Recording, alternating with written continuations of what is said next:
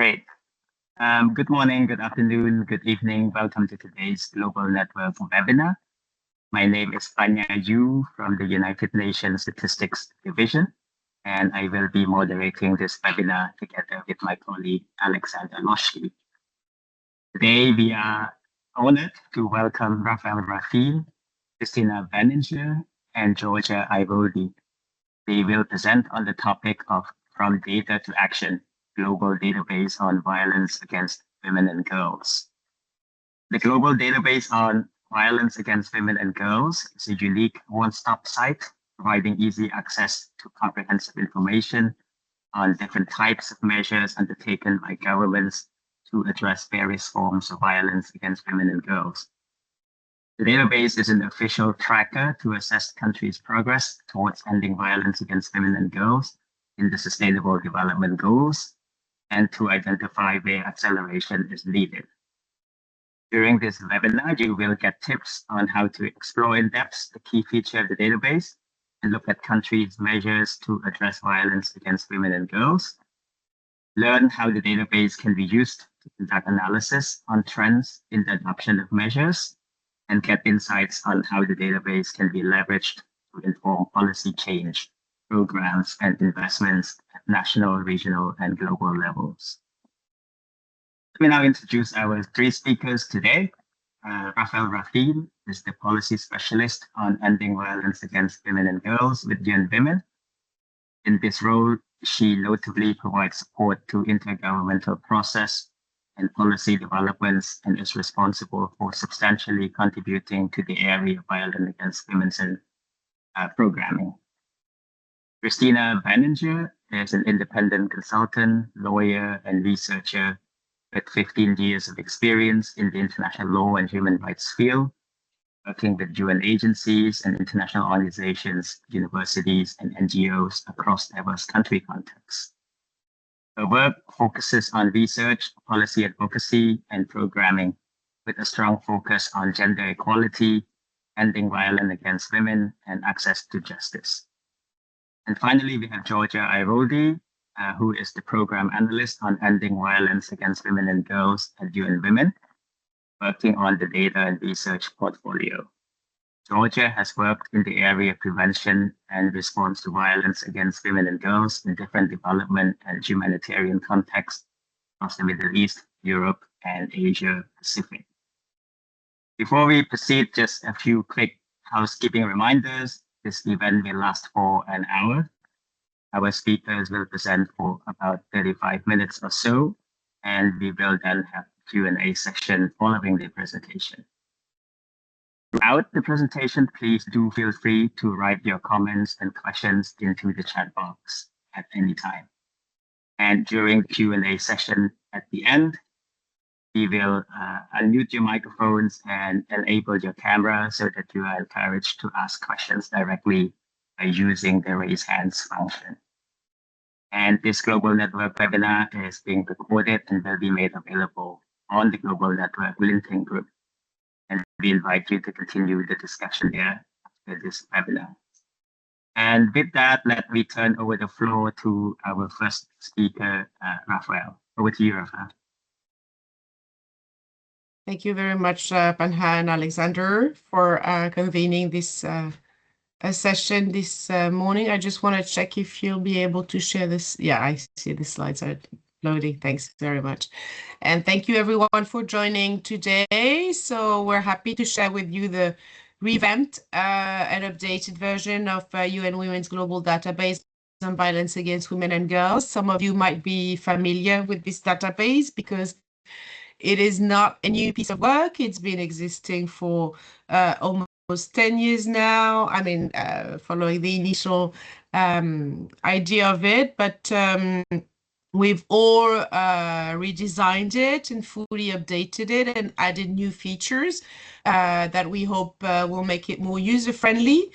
We'll present them all this morning. Our dear Giorgia will walk you through these, and then Christina will be sharing the results of the first analysis that was conducted on the data contained in the global database to try and keep track a little bit of progress that member states have been doing and identify some challenges and hopefully also give some ideas of what more can be conducted based on the data offered by this tool. Next slide, please.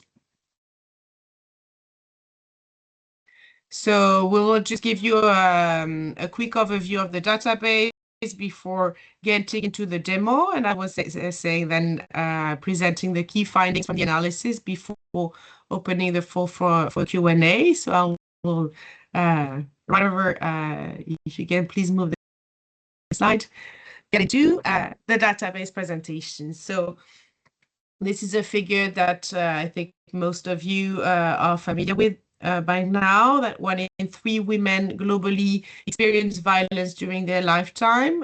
Just flagging again that this is a conservative figure because it doesn't include all forms of violence against women and girls, but it's based on the 2 indicators that we track for the SDGs.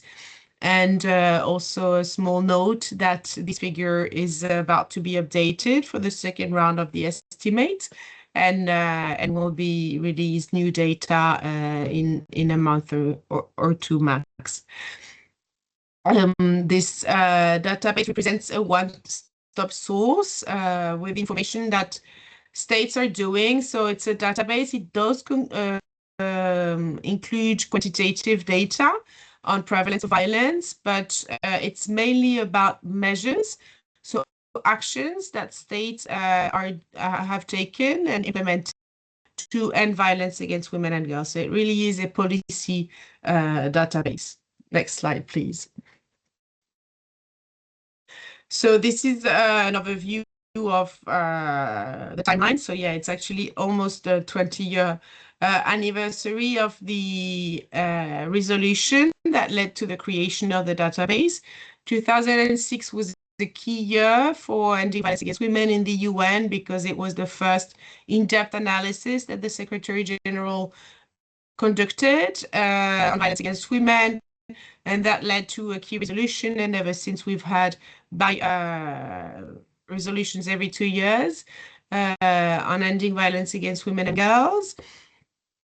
And so at the time, there was just no tool to monitor what member states were doing to comply with their commitments of ending violence against women and girls. So this database was created following that General Assembly resolution, launched in 2009, and ever since managed by UN Women. It was relaunched again in 2016. As you very well know, all these digital tools need to be updated regularly, and we had a big enhancement that we finalized. We started 2 years ago, and that was finalized this year. So you can now navigate the database. We'll show you when it's all functioning now, and it's been fully updated as well. But we'll speak of the data sources. Next slide, please. A bit later. So the goals of this database, as mentioned when it was initially created, is to have an easy access to violence against women or end violence against women measures, to strengthen the knowledge base of the community and increase learning opportunities. But it also serves as an accountability tool, because I mentioned the 2 SDG indicators that track violence against women. So this is about monitoring the impact, but how do these results, how are they achieved, and what is being done? Because we know as well that prevalence is not necessarily an indicator that can easily help keep track because of various reasons that we won't go into now, but reporting, the reporting might be done in different conditions and give different rates. So it's really important as well, as in addition to understand this prevalence, to look at really what has been done and also to understand what works, because it's still a field of work where we need to constantly adapt and see what has actually been implemented and what might be resulting into actual reduction of violence. So this is also what the analysis we'll present today will show. And of course, promote data use, because I think this network all agrees that we need data, but data because we need data-informed policies, programs, and responses. So it's really to track also that use of the data. Next slide, please. So it's meant for a broad audience, policymakers to whom we advocate and promote data use and data-informed use. This is also what our analysis is meant to do, and it gave us some key data points that really are now in the key messages that the UN agencies are using on anti-violence against women. So it's important because it does give evidence, and you know that we all share that need for stronger evidence. Researchers and academics, it's open. Again, I was saying we hope that it's also taken for further analysis, and we know that it's been used already in some research, CSOs and activists for their advocacy and for all the campaigns as well, including the 16 Days campaign on gender-based violence, to have, again, some key data, to have some quick assessment of how countries are doing and how they can be held accountable, and the general public, because there are some questions. So we see also when we track, for instance, who visit what pages, that some countries, when you have some news, like very visible news, some pieces of legislation might be, for instance, more visited because it's linked to a high-profile media covered case. So this is really meant to be for a broad audience with different uses for different uses. Next slide, please. And yeah, going back to what I was saying, where is this information coming from? So the database is regularly updated from its purely official data reported by member states of the UN through either regular reporting mechanisms. So I mentioned that every 2 years since 2006, there is a Secretary General report on violence against women. So every 2 years, member states are invited to submit their progress reports. Also, every 5 years, I think you might have hear about it a lot this year because it was a big anniversary. UN Women conducts the review of the implementation of the Beijing Declaration and Platform for Action. So for those of you who are less familiar, it was the first major agreement between member states on issues related to gender equality, including violence against women. So this year was the 30-year anniversary, for instance. So we did a thorough review of more than 160 national reports. And so every time we receive reports like that, and from time to time we do request through questionnaires as well, but that we try to avoid as much as possible because you know that reporting burden that we hear a lot of complaints from, and which is totally legitimate. So every time we receive a round of reports like this, we go manually. So we hope that later on artificial intelligence might be able to help, but so far it hasn't proven very effective because each country has different ways of reporting. They use different terminology. It's not necessarily a PDF. Sometimes it's a scanned document. So we just go report by report, extract manually all the measures, the updated measures that have been reported, and we update those that we already have in the database. So it is quite a tedious process. I want to acknowledge that Giorgia, my colleague here, has done a great job, but also thank very much the UN volunteers, which are really a great support because it's a pool of people who are just committed to help on their free time, and yeah, many thanks to them for being there because it's a very tedious process. So measures will translate them into English when they were submitted in another language that's supported by the database. We keep the original language as well. And they're all then coded by form of violence, by type of measure, by country, region, etc. But I think Giorgia will show you that in the demo, which I believe we're going to. No, next slide, please. And this is just a snapshot of what we have today. So today we have more than 10,000 measures that are recorded. The latest, the oldest date back to the 18th century. And the newest to this year, measures, we have measures for all member and observer states of the UN, and where we have the most is laws, because actually all member states of the UN have at least one piece of legislation on ending violence against women.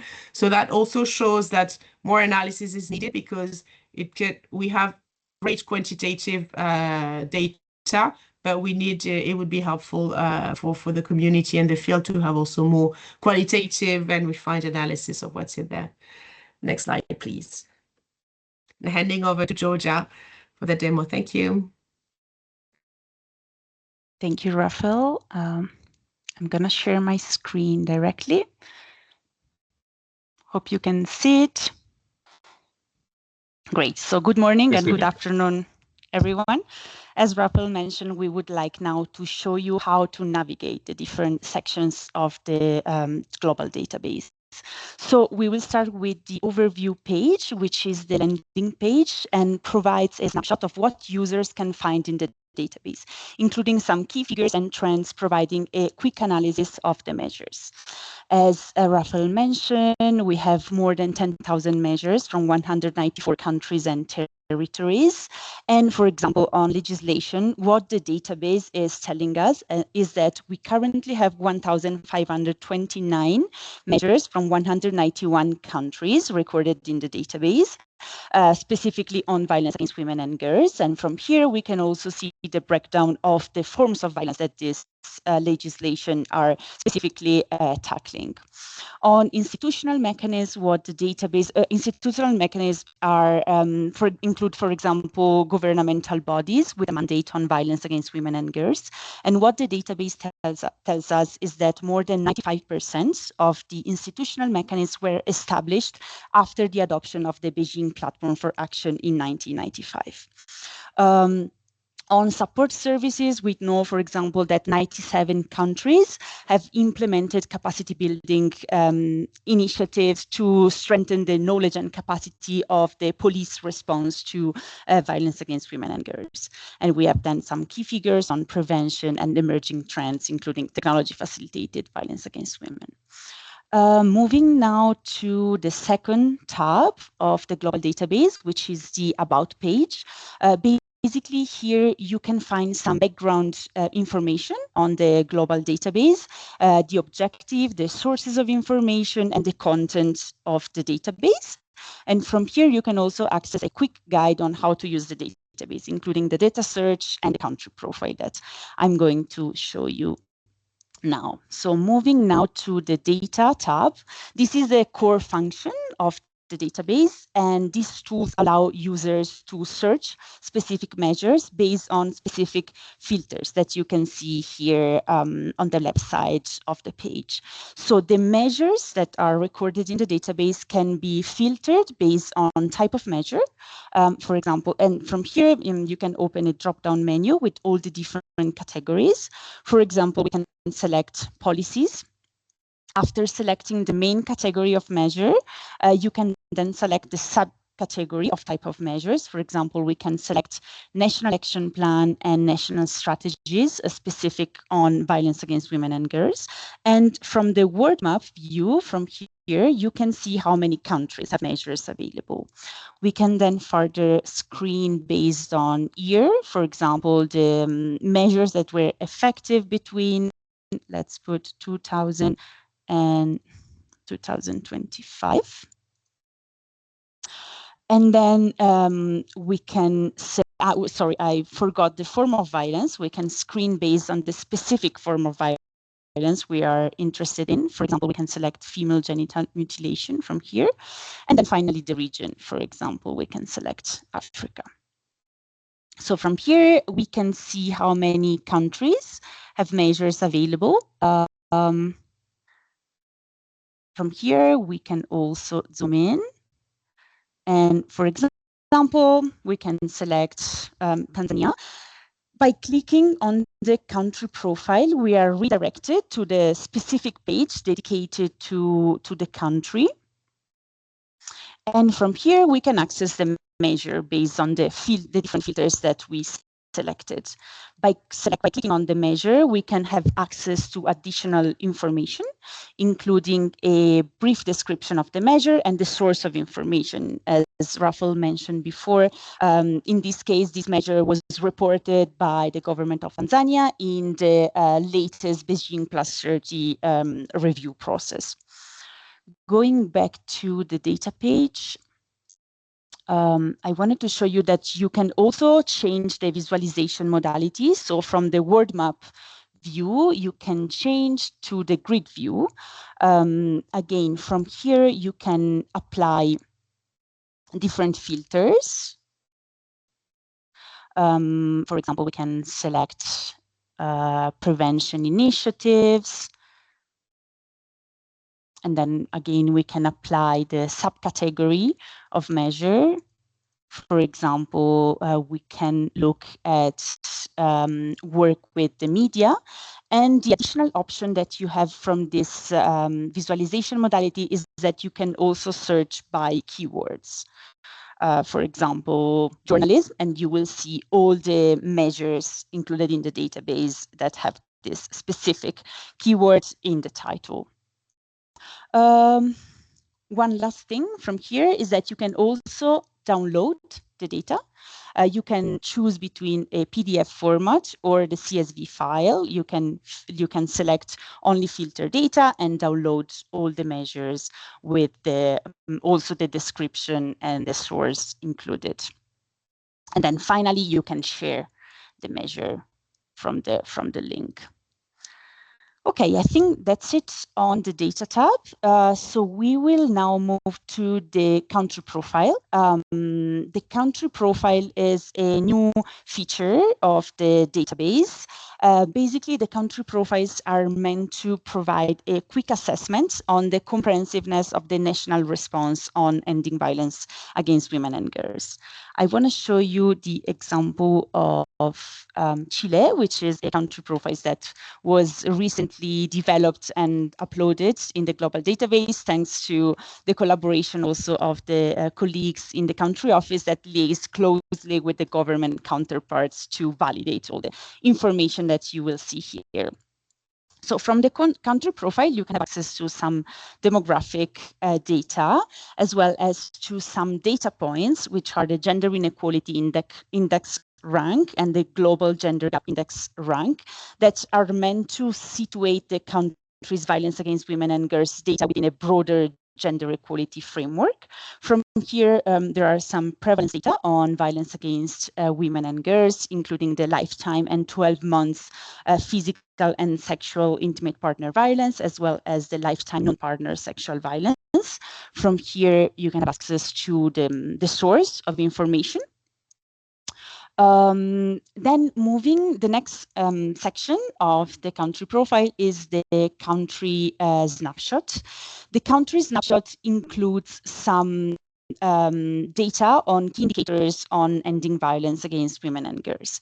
The first section, and just to clarify, in the country snapshot, information are based on measures included in the database that are also complemented with other relevant sources. So here there is an assessment of existing laws and policies on ending violence against women and girls. For example, from here, you can know whether the country has a constitutional provision on violence against women and girls, a standalone VAWG law, national action plan, national strategy, and so on. The second section is focused on the multi-sectoral response assessment with selected indicators on different areas. So the first one is on governance and coordination, which allows to identify which is the lead coordinating body in the country on violence against women and girls, and whether, for example, there is a specific coordination mechanism in the country. There are then some data on indicators related to the justice response to ending violence against women and girls, including whether there are administrative data available on justice. For example, here we have an indicator on whether there are specialized courts and the specific numbers with an let's say the quick response, yes and no, and then also more detailed explanation with the data source from here. And then the last indicator on the justice response is the number of legal aid service organization in the country. We have then some indicators on the police response, the social services, and then finally the health response to ending violence against women and girls. From the country profile, you can also access all the measures that are available in the country on all the measures that I showed you before in the data tab. And again, from here, you can apply different filters and screen through the measures that are available. Finally, from here, there is the CEDAW section. The CEDAW section includes the most recent recommendation from the CEDAW committee, as included in the concluding observation of the periodic review of the country. The recommendations are focused on key thematic areas, on gender-based violence, human trafficking, harmful practices, and marriage. In the country profile, you can also download the data from here. And then from all the different tabs of the global database, there is this little tab on experiencing violence. And from here, you can access the Legal Help website with information on existing support services for survivors of violence against women and girls. I think that's it. Let me know if I forgot any feature. Please feel free to explore and navigate the global database, and also share with us any suggestion that you might have to improve it. Thank you.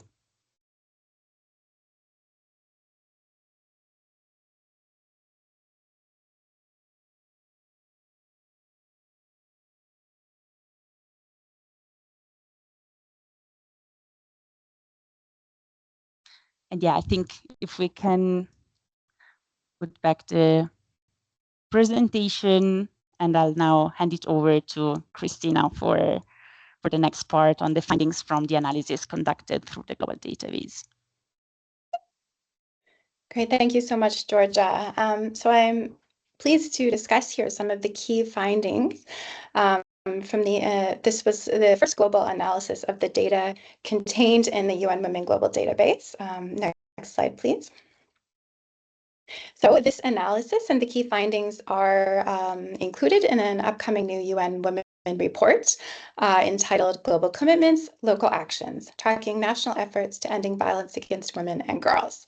So this analysis, as detailed in the report, provides an overview of key trends regarding the types of measures that states are adopting and how comprehensive the different types of measures and these approaches are to ending violence against women and girls. So we present in the report some high-level findings on global and regional trends, along with some country-specific case studies and examples of good practice. So this provides insights into both progress and gaps in terms of what states are doing to adopt necessary measures on violence against women and girls. Next slide, please. So the report looks at, as I mentioned, global and regional trends over time, different forms of violence, as Giorgia just showed. You can search in the database for various forms, as well as different types of measures. The report also looks at comprehensiveness. So we're analyzing adoption by states of different types of measures, ensuring a more comprehensive and holistic approach to adopting a range of measures. We also included a spotlight focus on some key thematic areas. So holistic measures, especially prevention initiatives, services, as well as specific forms of violence that have typically received less attention, for example, such as femicide. And the next slide, please.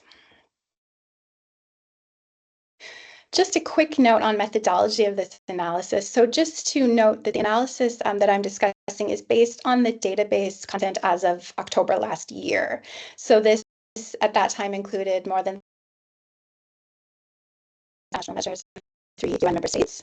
And just to touch on briefly, and this is also covered in more detail in the report, some of the limitations. So we've already noted here, the data is self-reported by states that's contained in the database. So of course, there may be variations in terms of quality as well as comprehensiveness. Also, where the database itself and also this report does not look at the content, the scope of the quality, or the implementation status of individual measures in an individual state, for example. We're looking at our states adopting measures and what are these measures and what are the trends associated. Also, this is a living platform. We've already mentioned that it's updated regularly. And so the data, it's not a fixed data set, it's constantly growing and evolving. The next slide, please. So in terms of time frames, what can the database tell us about when most measures were adopted? So this graph shows us here in blue laws, the adoption by states of legislation on violence against women, whereas the orange line rather shows the adoption of a specific national action plan of violence against women. So we can see here over time, since 1990, there's been a clear uptick in the adoption of measures. So most measures were adopted in the past 30 years. And this is, of course, significant because 30 years ago was the adoption of the Beijing Platform for Action, as Raphaelle mentioned. And a few years before that, the Declaration on Violence Against Women. So we see that 91% of laws, 96% of policies were adopted in the last 30 years. And this follows on the adoption of these very important international normative frameworks that out what states should be doing, what measures they should be adopting. And so we see that many measures have been adopted subsequently on a global scale. Next slide, please. What can the database tell us about how many member states are adopting specific measures? So this helps us to take a global picture of laws, policies, and governance.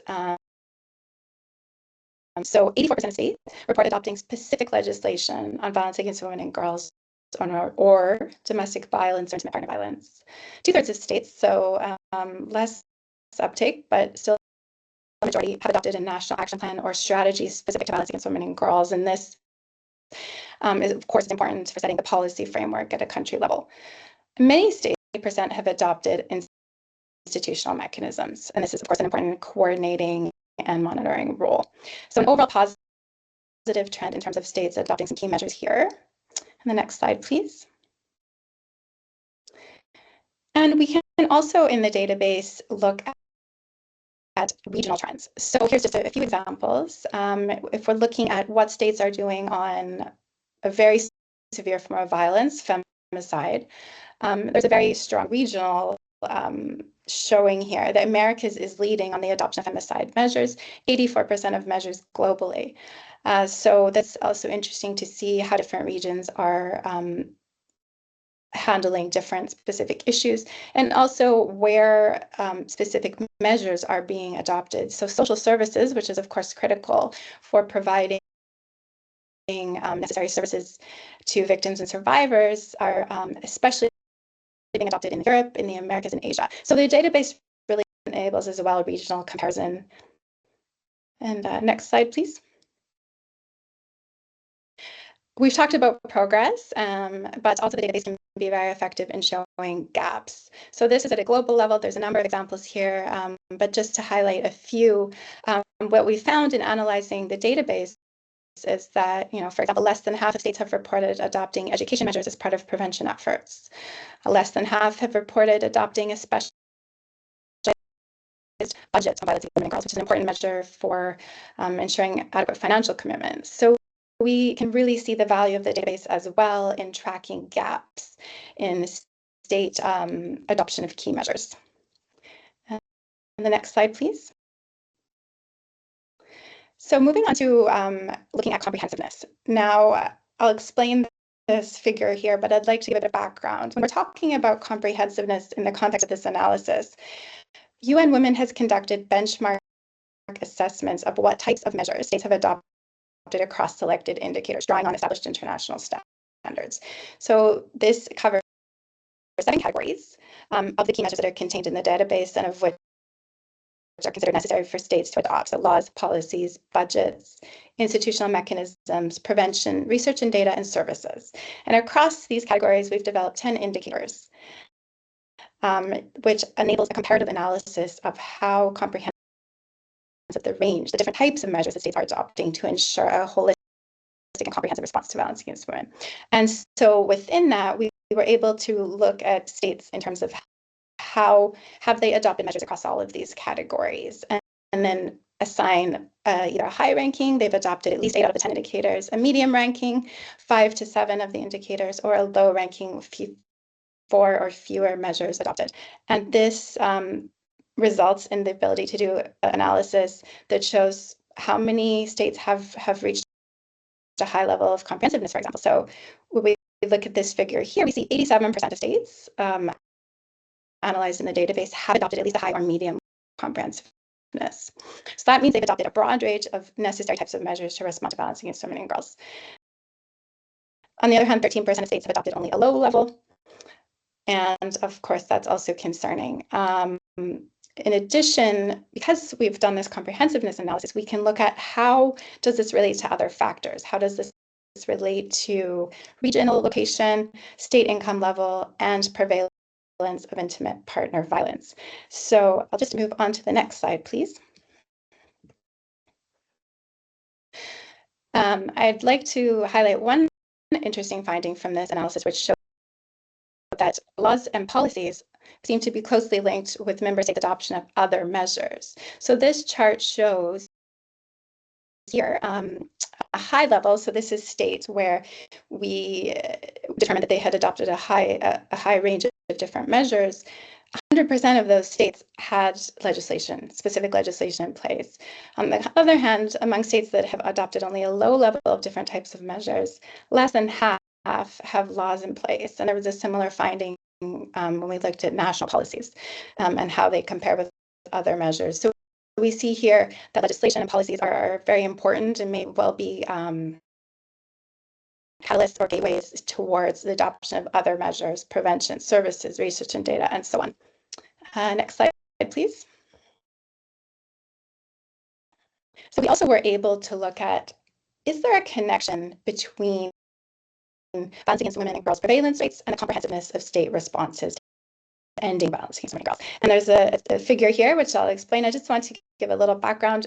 For this analysis, we looked at the WHO IP prevalence rate estimates, which are available for most countries from the years 2000 to 2018. And we, in doing so, were able to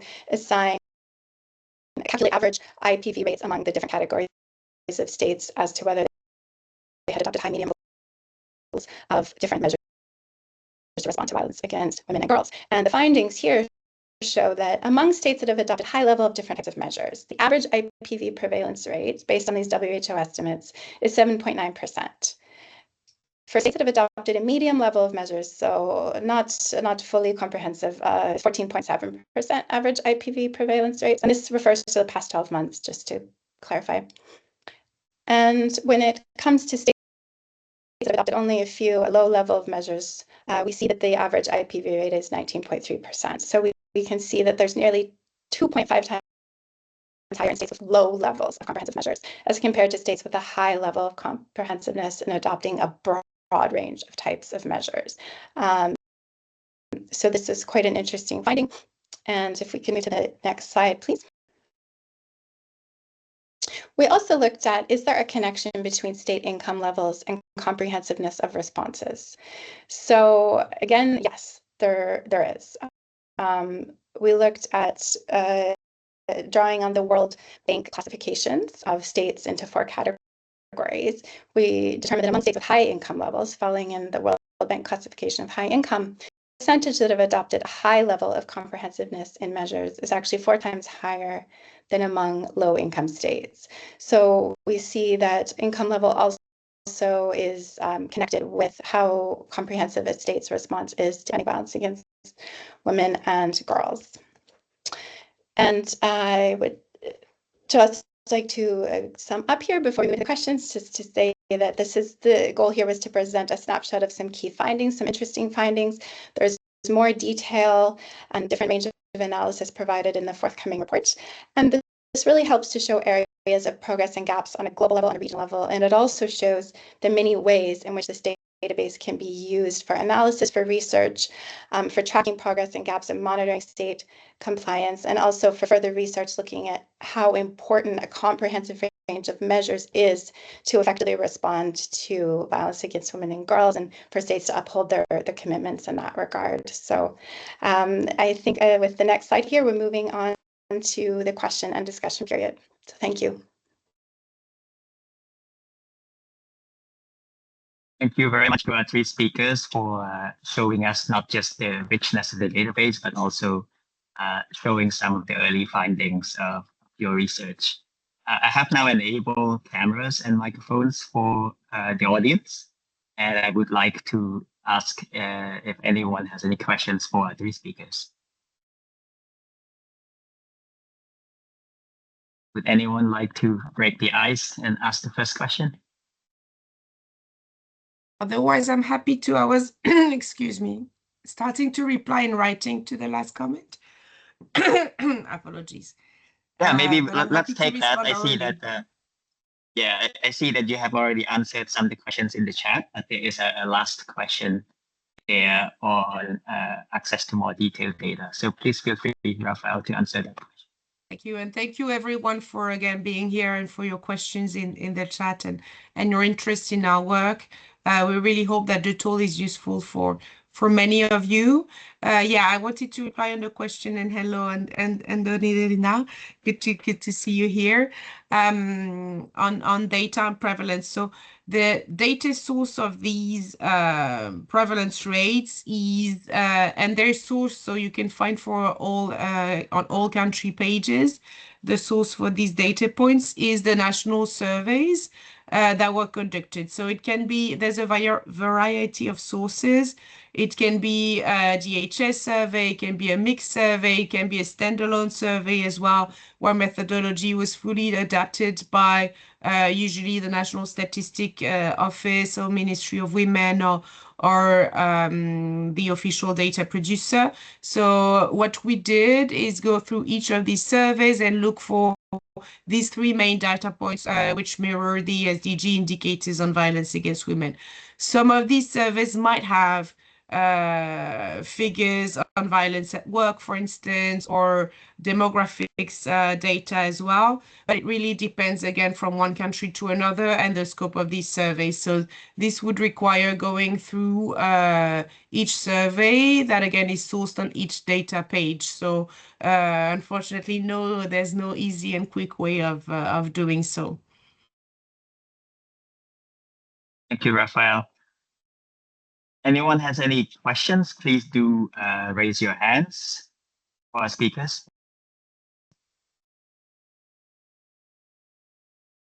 I don't see any hands yet, so perhaps I can ask one of the questions that was submitted from the registration form, and this can go to either Christina or Raphaelle. I think you showed how the database work, but our attendant who basically asked this question on the registration form asked, would you share examples of good practices where the evidence generated by the database has resulted in effective changes in the lives of women and girls? I think this goes back to your point, Raphaelle, about the whole point of the database is to encourage data-informed decision-making. So can you maybe give a couple of examples of where this has happened, where the data has actually driven real change?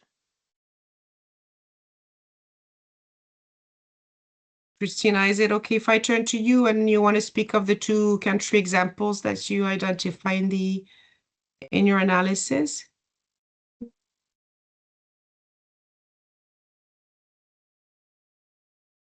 You're mute, Christina.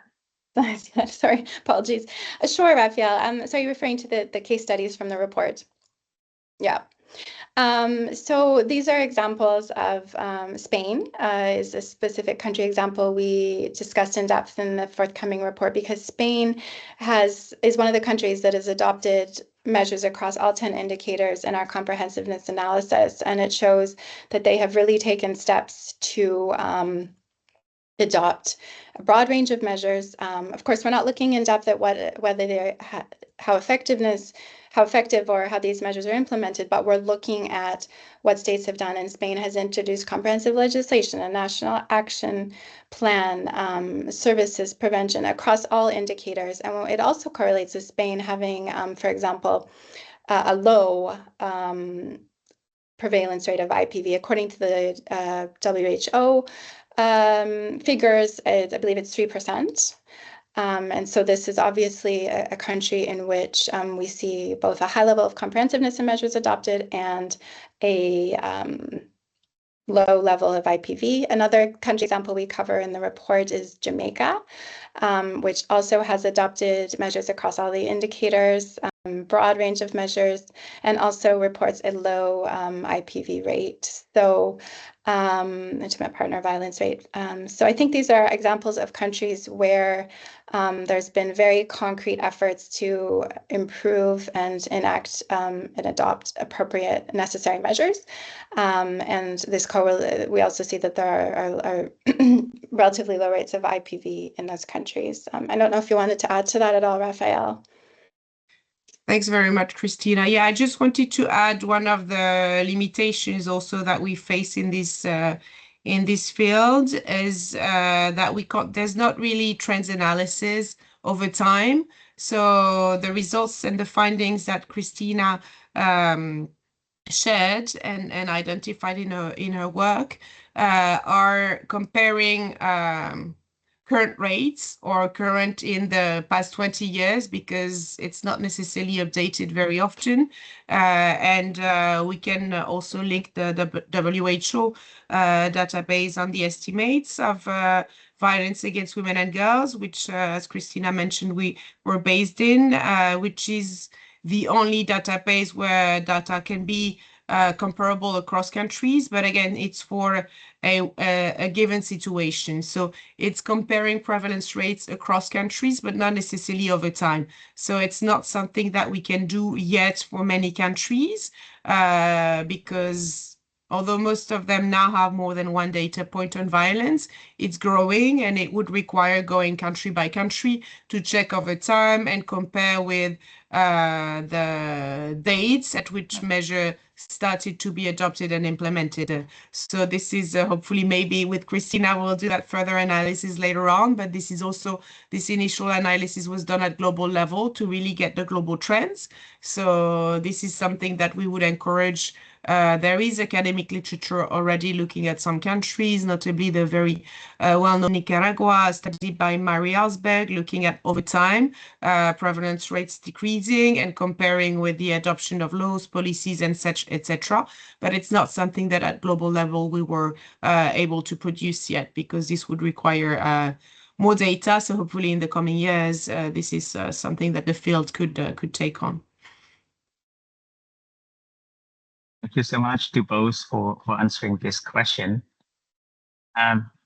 Any more questions from the floor for our speakers? Please don't be shy. Please raise your hands if you do have any. But while I'm waiting for that, let me perhaps take on a couple more questions from the registration form. And this person said that he or she was working on a project to gather data on women experiencing homelessness. And for many, the root cause is interlinked with domestic violence. And they want to know, first of all, how can this database support analysis of this project on homelessness? And secondly, how can the living situation of women be incorporated into the existing data collection instrument? So any thoughts on those two questions on how the database can help the research project, and how can the living situation of women be incorporated into the database? This is a very important. Yeah, Giorgia, you want to respond? Please, over to you. Yeah, sure. I can mention a couple of points and then hand it over to you. No, I just wanted to mention here that Currently, the database does not systematically captures data on women's living situation.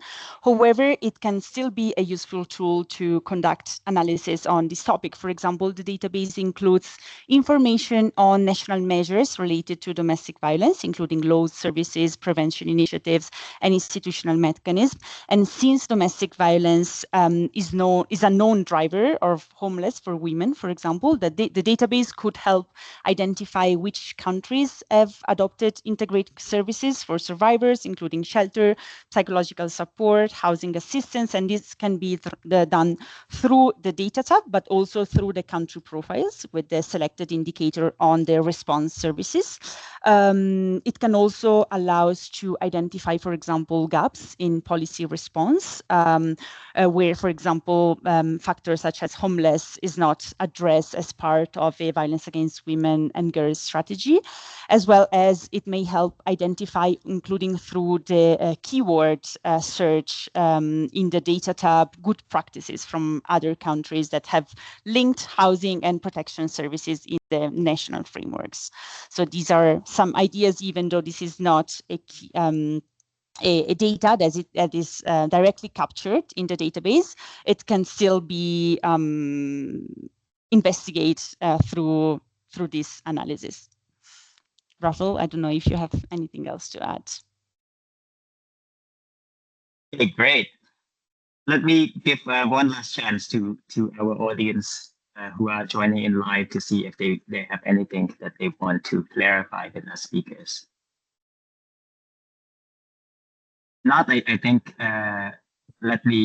first of all, there is another question that is kind of administrative, but Raphaelle, Christina, and Giorgia, the organizers of the World Statistics Days, which will happen in October, asked whether you are interested in taking part in that. And if the answer is affirmative, I will link you up with the organizers. So the idea is to commemorate the event by having a 24-hour, marathon webinars that cover all time zones. So they're looking for more participants, and this topic is very interesting, and they would like to be in touch. Well, I'll put them in contact with you accordingly. But if there is no further question, let me perhaps turn back to Raphaelle to see if you want to say any concluding comments on this topic. Thank you, Panha. Yeah, I just want to share that it's a living tool, the database. It constantly needs to be updated. So as we hope that you will find it useful, we are also very much welcoming any feedback. If you see that anything is missing that you identify, or if you find any bugs or anything, or that you think can be fixed or enhanced or updated, feel free to reach out. Our emails are in the chat. I think the presentation will be shared as well, right? So our contacts are added. Christina can be reached if you're interested in knowing more about her work as well as a researcher. But yeah, please feel free to reach out. We're always very happy to interacting, to participating to any event as well, such as the marathon that you just mentioned, and happy to be part of this dynamic community. So thanks again to you and Alexander for all the facilitation of the network and connecting us all. Thank you very much. And indeed, the recording and presentation of this event will be posted on our LinkedIn group sometime today. So make sure you go and join. The link is also in the chat. So once again, on behalf of the UN Statistics Division, we are very grateful for the three of you for taking time to come speak to the members of this global network. And if I could probably ask a small favor from the floor, for those who are able to, can you join me in just turning on your camera, unmuting yourself, and giving our three speakers a big round of applause for their presentation. Thank you so much, Giorgia, Christina, and Raphaelle for this. Thank you everyone for tuning in. We hope to see you at our next Global Network webinar. Keep an eye out for our newsletter, which will be coming out soon for a future webinar schedule. Thank you, everybody. Have a good day. Thanks, everyone. Thanks very much. Thank you. Thanks.